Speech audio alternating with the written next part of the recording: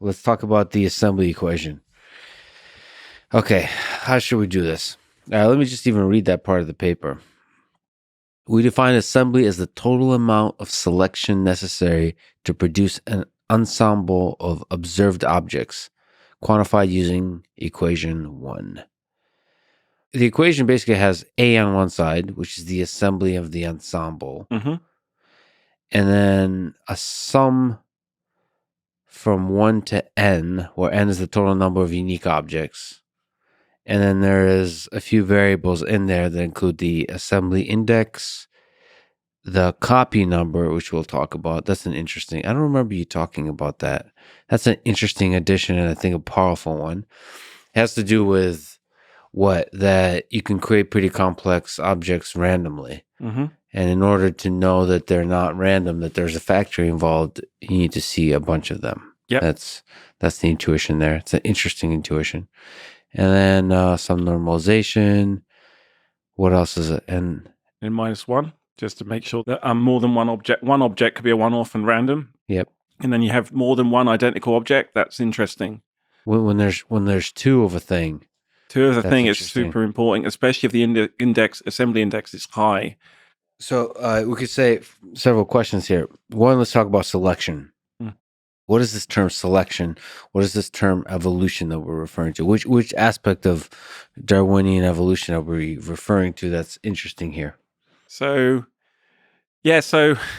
this is probably what, the paper, we should talk about the paper for a second. The paper what it did is it kind of annoyed, we didn't annoy, it got attention, and obviously the angry people were annoyed. There's angry people in the world. That's good. So what happened is the evolutionary biologists got angry. We were not expecting that because we thought evolutionary biologists would be cool. I knew that some, not many, computational complexity people will get angry because I've kind of been poking them and maybe I deserved it. But I was trying to poke them in a productive way. Mm-hmm. And then the physicists kind of got grumpy because the initial conditions tell everything. The prebiotic chemist got slightly grumpy because there's not enough chemistry in there. Then finally, when the creationist said it wasn't creationist enough, I was like, all right, I've done my job. What you say in the physics, they say, because you're basically saying that physics is not enough to tell the story of how biology emerges. I think so. And then they said FU physics is the beginning and the end of the story. Yeah. Okay. So what happened is the reason why people put the phone down on the call of the paper, if you view reading the paper like a phone call, they got to the abstract. Yep. And in the abstract, first sentence is pretty the first two sentences caused everybody. Scientists have grappled with reconciling biological evolution with the immutable laws of the universe defined by physics. True, right? There's nothing wrong with that statement. Totally true. Yeah. These laws underpin life's origin, evolution, and the development of human culture and technology, yet they do not predict the emergence of these phenomena. Wow. First of all, we should say the title of the paper. This paper was accepted and published in Nature. The title is Assembly Theory Explains and Quantifies Selection and Evolution. Very humble title. And the entirety of the paper, I think, presents interesting ideas, but reaches high. I would do it all again. This paper was actually on the preprint server for over a year. You regret nothing. Yeah, I think, I don't regret anything. You and Frank Sinatra did it your way. What I love about being a scientist is kind of sometimes because I'm a bit dim, I'm like, and I don't understand what people are telling me. I want to get to the point. This paper says, hey, laws of physics are really cool. The universe is great, but they don't really, it's not intuitive that you just run the standard model and get life out. I think most physicists might go, yeah, there's this, it's not just, we can't just go back and say that's what happened because physics can't explain the origin of life yet. That doesn't mean it won't or can't, okay? Just to be clear, sorry, intelligent designers, we are going to get there. Second point, we say that evolution works, but we don't know how evolution got going. So biological evolution and biological selection. So for me, this seems like a simple continuum. So when I mentioned selection and evolution in the title, I think, and in the abstract, we should have maybe prefaced that and said non-biological selection and non-biological evolution. Sure. And then that might have made it even more crystal clear. But I didn't think that biology, evolutionary biology, should be so bold to claim ownership of selection and evolution. And secondly, a lot of evolutionary biologists seem to dismiss the origin of life questions, just say it's obvious. And that causes a real problem scientifically, because when the physicists are like, we own the universe is good, we explain all of it, look at us, and the biologists say we can explain biology, and the poor chemists in the middle going, but hang on. And this paper kind of says, hey, there is an interesting disconnect between physics and biology, and that's at the point at which memories get made in chemistry through bonds. And hey, let's look at this close and see if we can quantify it. So yeah, I mean, I never expected the paper to kind of get that much interest, and still, I mean, it's only been published just over a month ago now.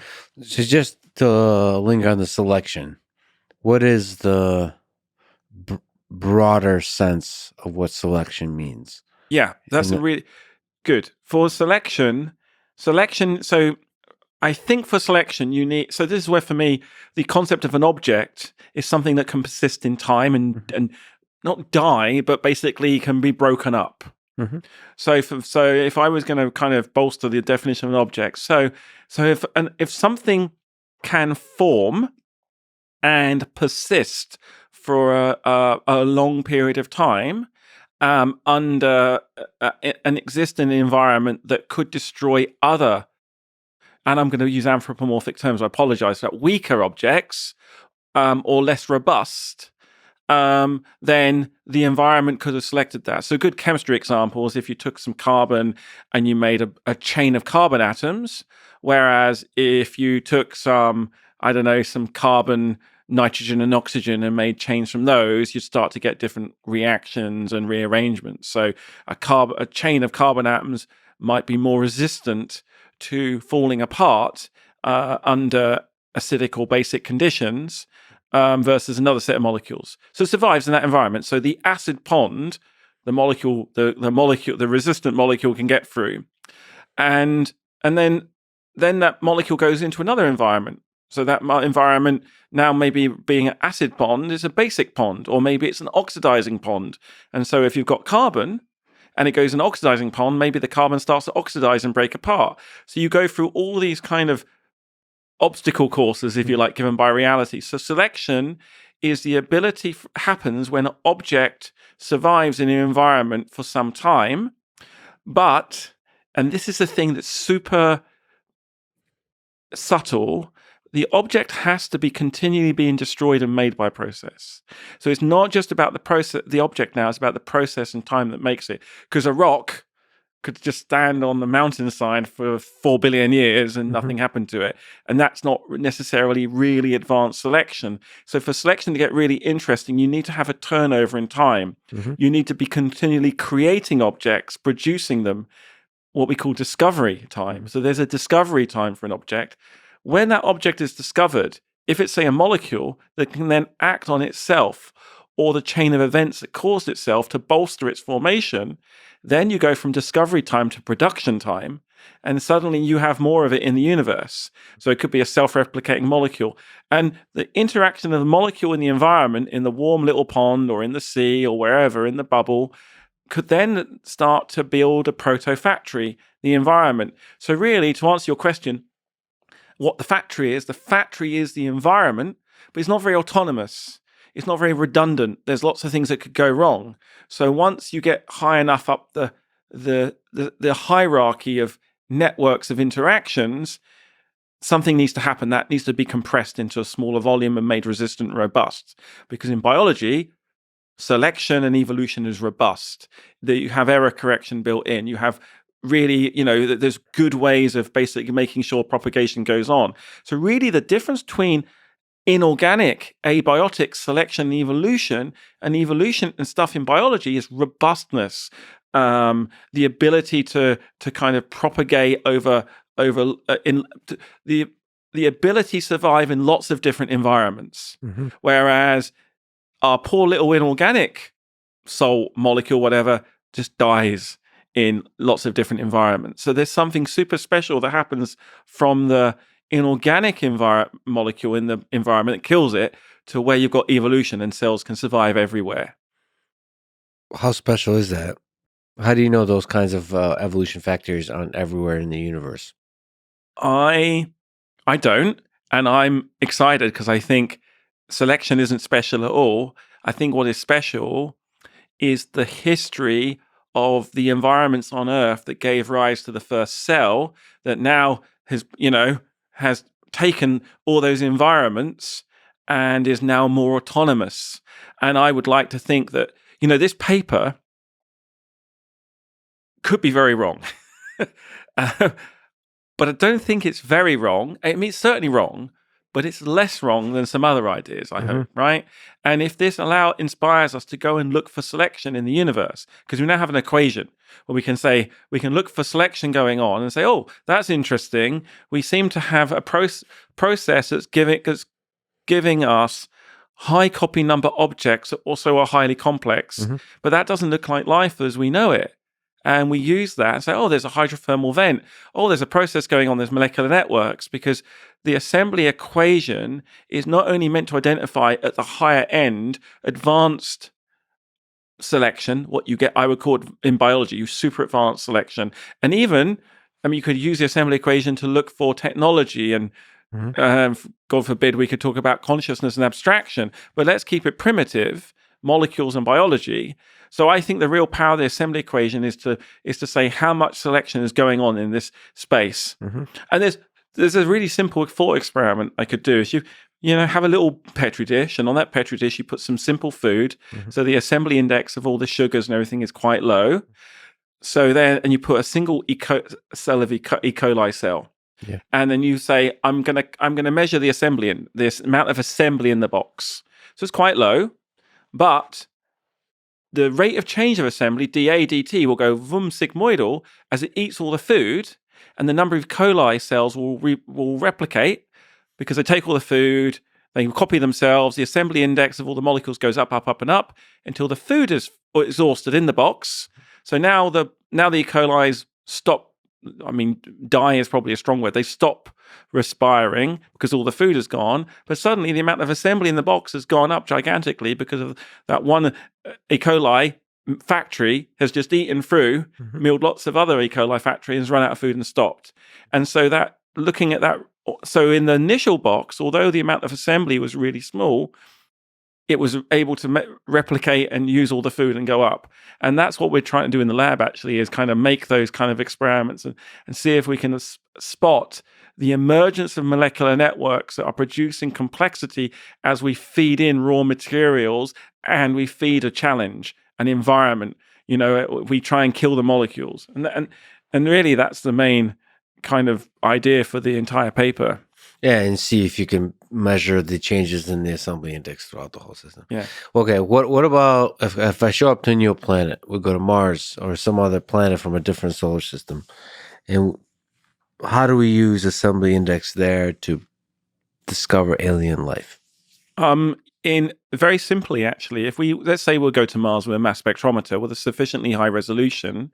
So what you have to be able to do, so a good thing about mass spec, is that you can select the molecule from the mass, and then if it's high enough resolution, you can be more and more sure that you're just seeing identical copies. You can count them, and then you fragment them and you count the number of fragments and look at the molecular weight. And the higher the molecular weight and the higher the number of the fragments, the higher the assembly index. So if you go to Mars and you take a mass spec with a high enough resolution and you can find molecules, and I'll give a guide on Earth. If you could find molecules, say, greater than 350 molecular weight with more than 15 fragments, you have found artifacts that can only be produced, at least on Earth, by life. Now, you would say, maybe the geological process. I would argue very vehemently that is not the case. But we can say, look, if you don't like the cutoff on Earth, go up higher, 30. 100, right? Because there's going to be a point where you can find a molecule with so many different parts. The chances of you getting a molecule that has 100 different parts and finding 1 million identical copies, that's just impossible. That could never happen in an infinite set of universes. Can you just linger on this copy number thing? A million different copies. What do you mean by copies, and why is the number of copies important? Yeah, that was so interesting, and that I always understood the copy number was really important, but I never explained it properly for ages. And I kept having this. It goes back to this. If I give you I don't know, a really complicated molecule, and I say it's complicated, you could say, "Hey, that's really complicated," but is it just really random? Mhm. And so I realized that ultimate randomness and ultimate complexity are indistinguishable until you can see a structure in the randomness. So you can see copies. So copies implies structure. Yeah, the I factory. mean, there's a deep, profound thing in there.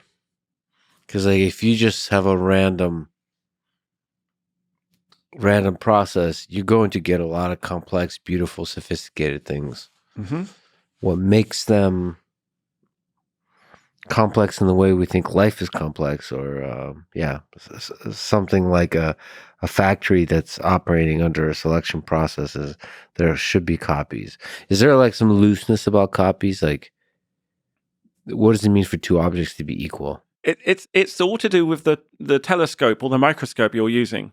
And so at the maximum resolution, so in the nice thing about chemists is they have this concept of the molecule, and they're all familiar with the molecule. And molecules you can hold, on your hand, lots of them, identical copies. A molecule is actually a super important thing in chemistry to say, look, you can have a mole of a molecule, so an Avogadro's number of molecules, and they're identical. What does that mean? That means that the molecular composition, the bonding, and so on, the configuration is indistinguishable. You can hold them together. You can overlay them.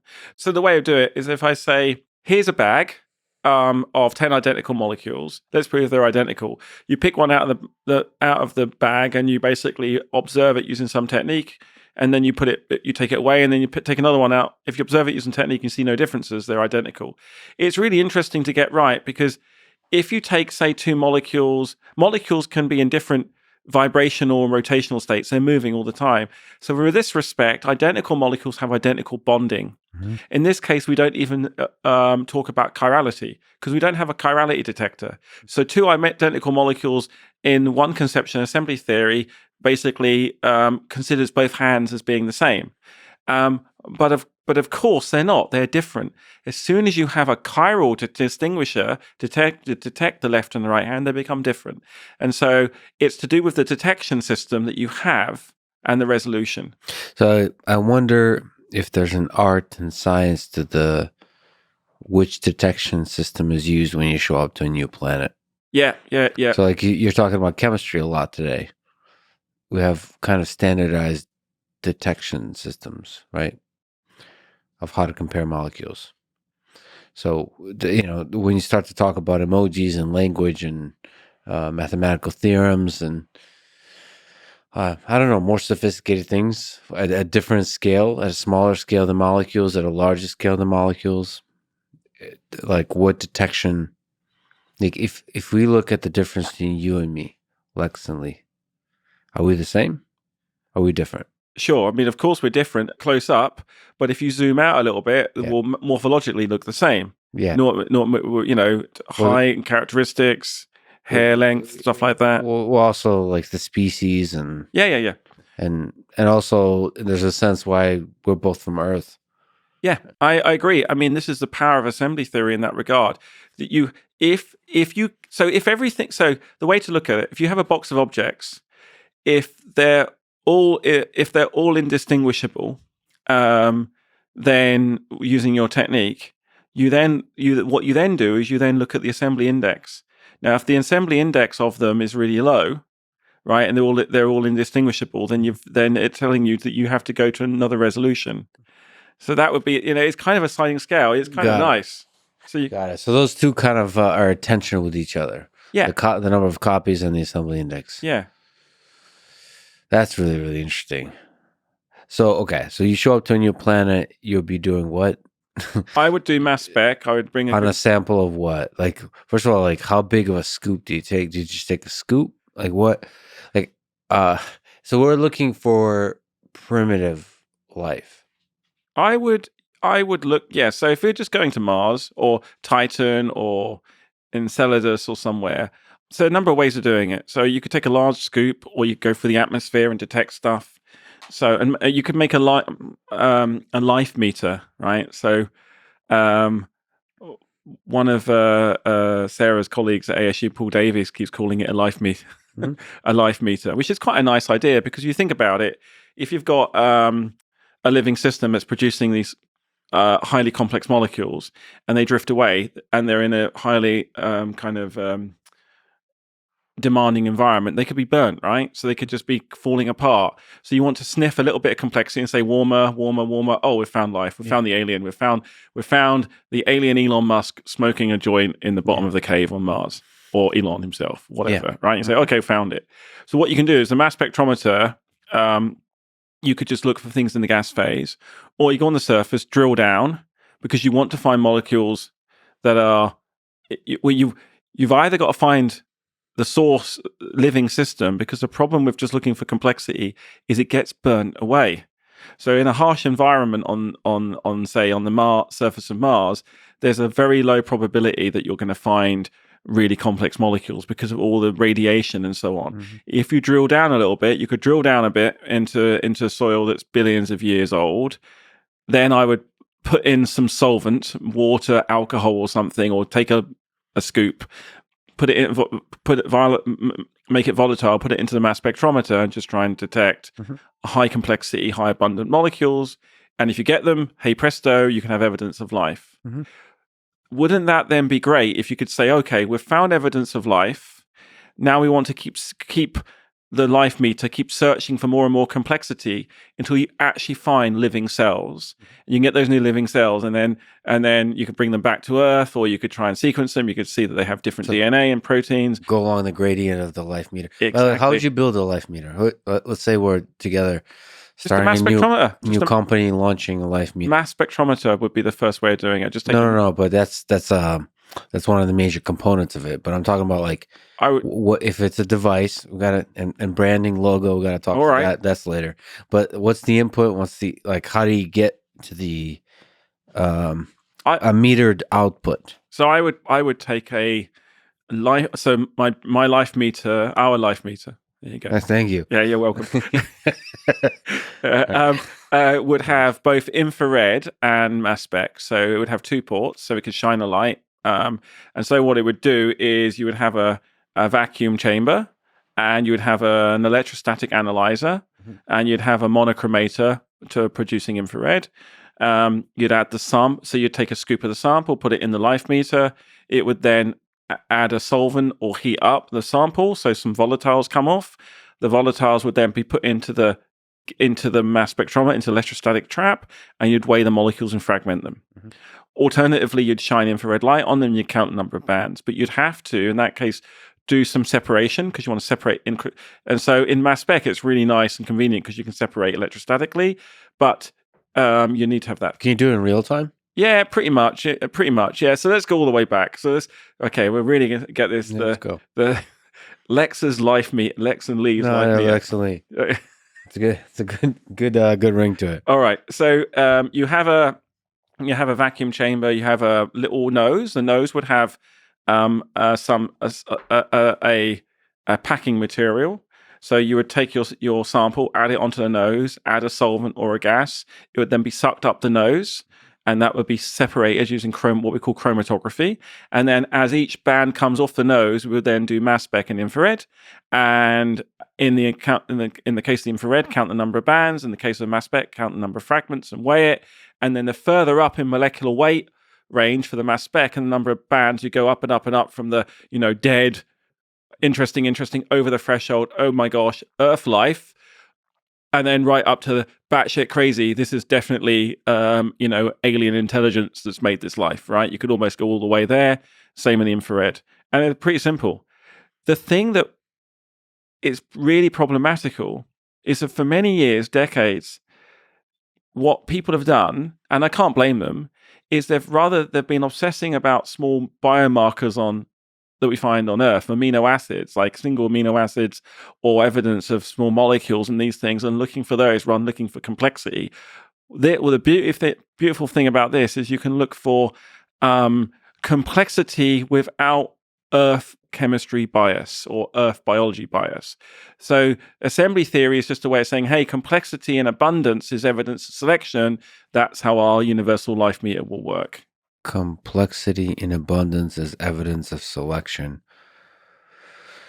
Okay, so let's apply our life meter to Earth. So what, if we were just to apply assembly index measurements to Earth, what kind of stuff are going to get? What's impressive about some of the complexity on Earth? So we did this a few years ago in the when I was trying to convince NASA and colleagues that this technique could work. And honestly, it's so funny because everyone's like, no, it ain't going to work. And it was just like, because the chemists were saying, of course there are complicated molecules out there you can detect that just form randomly. I was like, really? That was like, it's a bit like I don't know, someone saying, of course Darwin textbook was just written randomly by some monkeys and a typewriter. It's just, for me, it was like, really? And I've pushed a lot on the chemists now, and I think most of them are on board, but not totally. I really had some big arguments, but the copy number got there because I think I confused the chemist by saying one off, and then when I made clear about the copy number, sure, I think that made it a little bit easier. Just to clarify, chemists might say that, of course, out there outside of Earth, there's complex molecules. Yes. Okay. And then you're saying, wait a minute, that's like saying, of course, there's aliens out there. Like yeah, exactly that. Okay. Exactly. But you're saying, you clarify that that's actually a very interesting question, and we should be looking for complex molecules of which the copy number is 2 or greater. Yeah, exactly. So on Earth, so coming back to Earth, what we did is we took a whole bunch of samples. We were running prebiotic chemistry experiments in the lab. We took various inorganic minerals and extracted them. Look at the volatile, because there's a special way of treating minerals and polymers in assembly theory, where in our life machine, we're looking at molecules. We don't care about polymers because they're not volatile. You can't hold them. They're not. How can you make, if you can't ascertain that they're identical, then it's very difficult for you to work out if they're undergone selection or they're just a random mess. Same with some minerals, but we can come back to that. So basically what you do, we got a whole load of samples, inorganic ones. Mm-hmm. We got Scotch whiskey, and also took Ardbeg, which is one of my favorite whiskeys, which is very peaty. And another whiskey. What does peaty mean? Is like, so the way that in Scotland, in Islay, which is a little island, the whiskey is let to mature in barrels, and it's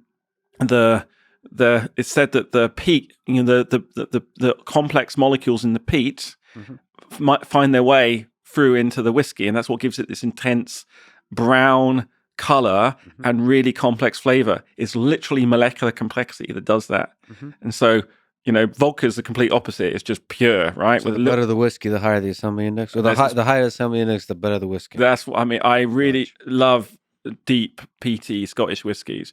Near my house, there is one of the lowland distilleries called Glengoyne. It's still beautiful whiskey, but not as complex. So for fun, I took some Glengoyne whiskey in Ardbeg and put them into the mass spec and measured the assembly index. I also got E. coli. So the way we do it, take the E. coli, break the cell apart, take it all apart, and also got some beer. And people were ridiculing us, saying, "Oh, beer is evidence of complexity." One of the computational complexity people was just throwing, we kind of he's very vigorous in his disagreement of assembly theory, was just saying, you don't know what you're doing. Even beer is more complicated than human. What we didn't realize is that it's not beer per se. It is taking the yeast extract, breaking the cells, extracting the molecules, and just looking at the profile of the molecules, see if there's anything over the threshold. And we also put in a really complex molecule Taxol. So we took all of these, but also NASA gave us, I think, 5 samples. and they wouldn't tell us what they are. They said, no, we don't believe you can get this to work. And they really, they gave us some super complex samples, and they gave us 2 fossils, one that was 1 million years old and one was at 10,000 years old. Something from Antarctica, seabed. They gave us a Murchison meteorite and a few others. Put them through the system. So we took all the samples, treated them all identically, put them into mass spec, fragmented them, counted, and in this case, implicit in the measurement was you in mass spec you only detect peaks when you've got more than let's say 10,000 identical molecules. So the copy number is already baked in, but wasn't quantified, which is super important there. This was in the first paper because I was like, it's abundant, of course. And when you then took it all out, we found that the biological samples gave you molecules that had an assembly index greater than 15, and all the abiotic samples were less than 15. And then we took the NASA samples and we looked at the ones that were more than 15 and less than 15, and we gave them back to NASA, and they're like, oh gosh, yep, dead, living, you got it. And that's what we found on Earth. So that's a success. Yeah. Oh yeah, resounding success. Well, can you just go back to the beer and the E. coli? So what's the assembly index on those? So what you were able to do is like the assembly index we found high assembly index molecules originating from the beer sample and the E. coli sample. So the yeast on the beer. I mean, there were. I didn't know which one was higher. We didn't really do any detail there because now we are doing that because one of the things we've done. It's a secret, but I can tell you. I think it's no, nobody's listening. Well, is that we've just mapped the tree of life using assembly theory because everyone said, that you can't do anything in biology. And what we're able to do is, I think there's 2 ways of doing tree of life. 3 ways actually. Yeah, what's the tree of life? So the tree of life is basically tracing back the history of life on Earth for all the different species, going back who evolved from what, and it all goes all the way back to the first kind of life forms, and they branch off, and like you have plant kingdom, the animal kingdom, the fungi kingdom, and different branches all the way up. And the way this was classically done, and I'm no evolutionary biologist. The evolutionary biologists tell me every day, at least 10 times. I want to be one though. I kind of like biology. It's kind of cool. But yeah, it's very cool. But basically, what Darwin and Mendeleev and all these people do is just they draw pictures, right? And they taxa. They were able to draw pictures and say, oh, these look like common classes. Yeah. Then they're artists, really. They're just But they're able to find out a lot, right? And looking at invertebrates, Cambrian explosion, all this stuff, and then came the genomic revolution, and suddenly everyone used gene sequencing. And Craig Venter's a good example. I think he's gone around the world in his yacht just taking up samples, looking for new species, where he's just found new species of life just from sequencing. It's amazing. So you have taxonomy, you have sequencing, and then you can also do a little bit of kind of molecular kind of archaeology, like, measure the samples and kind of form some inference. What we did is we were able to fingerprint. So we took a load of random samples from all of biology, and we used mass spectrometry. And what we did now is not just look for individual molecules, but we looked for coexisting molecules where they had to look at their joint assembly space, and where we were able to cut them apart and undergo recursion in the mass spec and infer some relationships. And we were able to recapitulate the tree of life using mass spectroscopy. No sequencing and no drawing. All right. Can you try to say that again with a little more detail? So what does it take to recreate the tree of life? What does the reverse engineering process look like here? So what you do is you take an unknown sample, you pung it into the mass spec, you get because this comes from what you asked, like what do you see in E. coli? And so in E. coli, you don't just see, it's not the most sophisticated cells on Earth make the most sophisticated molecules. It is the coexistence of lots of complex molecules above a threshold. And so what we realized is you could fingerprint different life forms. So fungi make really complicated molecules. Why? Because they can't move. They have to make everything on site. Whereas, some animals are like lazy. They can just go eat the fungi, They don't need to make very much. And so what you do is you look at so you take, I don't know, the fingerprint, maybe the top number of high molecular weight molecules you find in the sample, you fragment them to get their assembly indices, and then what you can do is you can infer common origins of molecules. You can do a kind of molecular when the reverse engineering of the assembly space, you can infer common roots and look at what's called the joint assembly space. Let's translate that into the experiment. Take a sample, bung it in the mass spec, take the top, say, 10 molecules, fragment them, and that gives you one fingerprint. Then you do it for another sample, you get another fingerprint. Now the question is, you say, hey, are these samples the same or different? And that's what we've been able to do. And by basically looking at the assembly space that these molecules create. Without any knowledge of assembly theory, you are unable to do it. With a knowledge of assembly theory, you can reconstruct the tree. How does knowing if they're the same or different give you the tree? Let's go to 2 leaves on different branches on the tree, right? What you can do, by counting the number of differences, you can estimate how far away their origin was. Got it. And that's all we do.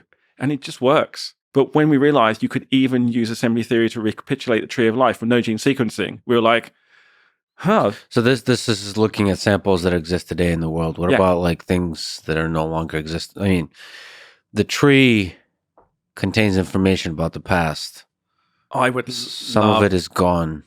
Yeah, absolutely. I would love to get old fossil samples and apply assembly theory, mass spec, and see if we can find new forms of life that are no longer amenable to gene sequencing because the DNA is all gone. Because DNA and RNA is quite unstable, but some of the more complex molecules might be there and might give you a hint of something new. Or wouldn't it be great if you find a sample that's worth really persevering and doing the proper extraction to PCR and so on, and then sequence it and then put it together. So when a thing dies, you can still get some information about its complexity. Yeah, and it appears that you can do some dating. Now, there are really good techniques. There's radiocarbon dating. There is longer dating, looking at radioactive minerals and so on. And you can also, in bone, you can look at what happens after something dies is you get what's called racemization, where the chirality in the polymers basically changes, and you get decomposition, and the rate of the deviation from the pure enantiomer to the mixture, you can have it gives you a time scale on it, a half-life, so you can date when it died. I want to use assembly theory to see if I can date death and things, and trace the tree of life and also decomposition of molecules. You think it's possible? Oh yeah, without a doubt. It may not be better than because I was just at a conference where some brilliant people were looking at isotope enrichment and looking at how life enriches isotopes, and they're really sophisticated stuff that they're doing. But I think there's some fun to be had there, because it gives you another dimension of dating. How old is this molecule? In terms of, or more importantly, how long ago was this molecule produced by life? The more complex the molecule, the more prospect for decomposition, oxidation, reorganization, loss of chirality, and all that jazz. But what life also does is it enriches. As you get older, the amount of carbon-13 in you goes up. Because of the way the bonding is in carbon-13, so it has a slightly different bond strength, and it's called the kinetic isotope effect. So you can literally date how old you are, or when you stop metabolizing. So you could date someone's how old they are. I think I'm making this up. This might be right, but I think it's roughly right. The amount of carbon-13 you have in you can kind of estimate how old you are. How old living humans are, or living organisms? Like you could say, this person is 10 years old and this person 30 years old, because they'll be metabolizing more carbon and they've accumulated it. That's the basic idea. It's probably completely wrong timescale. Signatures of chemistry are fascinating.